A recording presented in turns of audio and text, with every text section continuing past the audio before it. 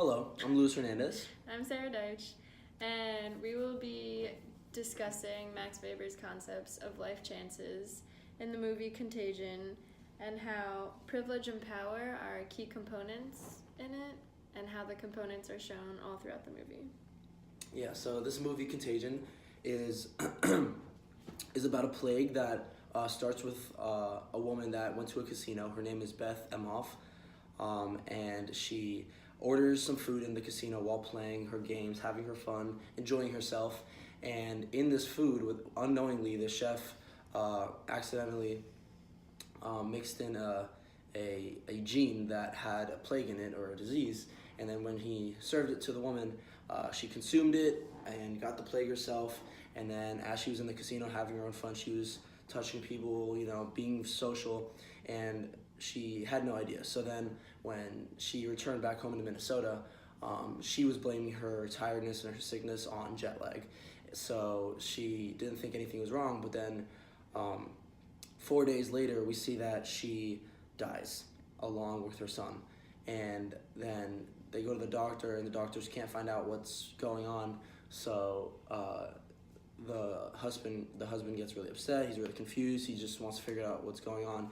And then as the movie progresses, the plague continues to spread around the states, and more people get sick and more people pass away. And then scientists and health organizations try to dive deeply into this plague and find out what's going on. So, and we saw that in the movie, people that had higher privilege and higher status had more life chances, as defined by Max Weber, were more able to get better treatment, and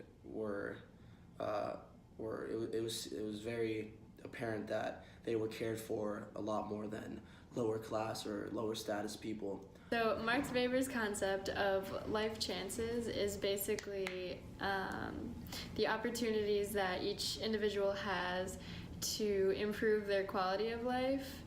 And throughout the movie, you can see that people in the community, their class has a role in the life chances that they get.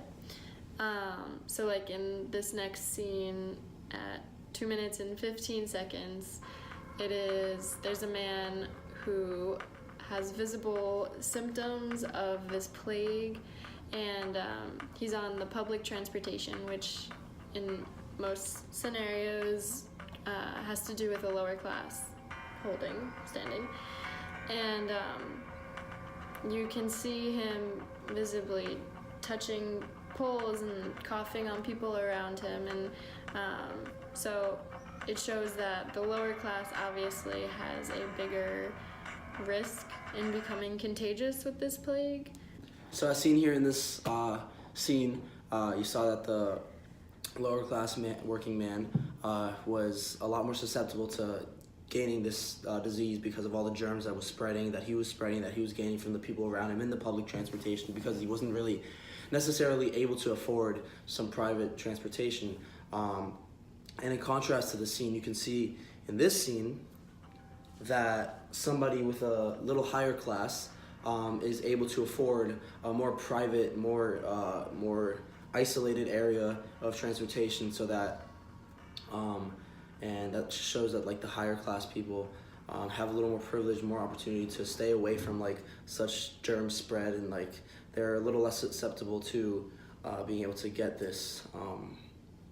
any disease. So another part of the movie where the higher class and power is seen is when Dr. Ellis Cheever, played by Lawrence Fishburne, is talking to the admiral of the Center of Disease Control, and he's talking about getting Dr. Erin Mears, who is played by Kate Winslet, out of the disease-ridden shelter, basically. And it shows his power because he wants to do something for one person rather than taking her and a bunch of other people to the first aid and medical tents.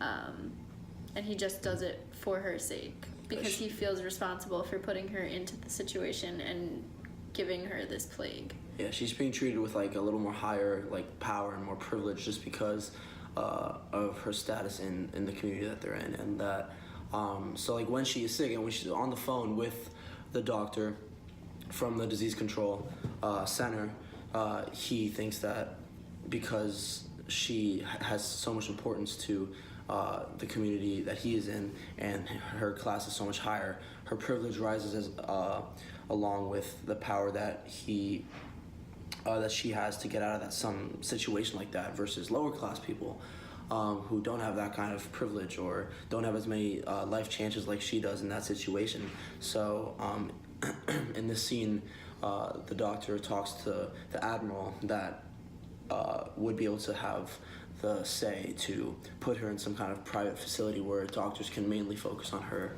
So another extremely important character in this movie goes by the name of, he's a journalist in the movie, and he basically tries to expose the health center for disease, and he goes by the name of Alan Crumweedy. Alan Crumweedy, and basically his role is to tell the public through his blogs and through his journals what the Center for Disease Control is apparently not telling them.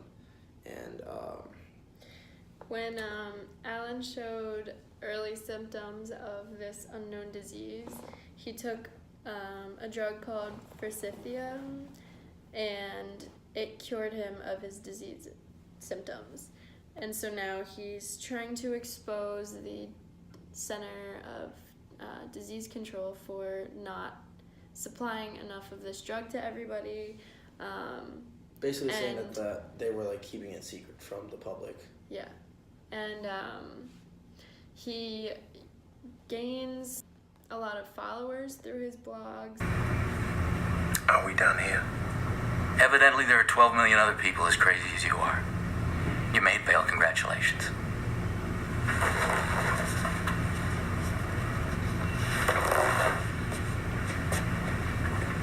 It gives him a higher power in Weber's sense to not manipulate, but to just pull people together to fight against this corporation that he feels is keeping information from the public.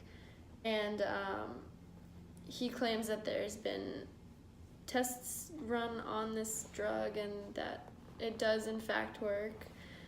In the early stages, at least. Mm-hmm. And in one scene, they're giving it out, but they only have enough for 50 people.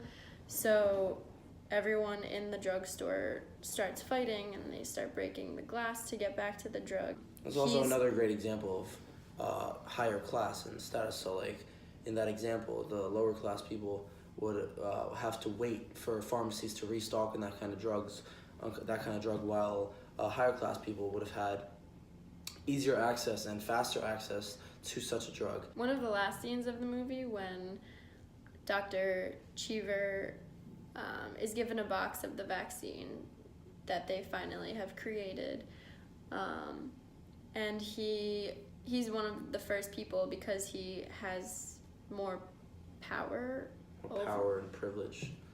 He has more privilege over the rest of the public, who has to wait for this vaccine and has to wait for their birthdays to be called, rather than just being able to go out to the next pharmacy and buy it. So as seen in this scene, Dr. What was the name? Cheever. Dr. Cheever, he was given this suitcase with the 2 vaccines for him and his wife, and much earlier than anybody else in the rest of the society, any other civilian could have gotten it, just because of the power and privilege and the life chances that he has due to his position in his job and just his higher power over everybody else. To wrap up the video, basically throughout the entire movie, one of the major theme here is that is basically defined by Weber's concept of life chances, and it's seen through the different examples how, for example, the doctor got the vaccines earlier than anybody else could have because of his privilege and his power, or the the other doctor that was sick. What was her name? Dr. Muir. They prioritized her over everyone else in the shelter who was sick because of the privilege that she had come from. And Basically, this movie is engulfed by that concept of life chances and how higher class people and higher privileged people have more of the life chances that can benefit them in the long run or in this kind of situation. Thank you for watching. I hope you enjoyed. yeah.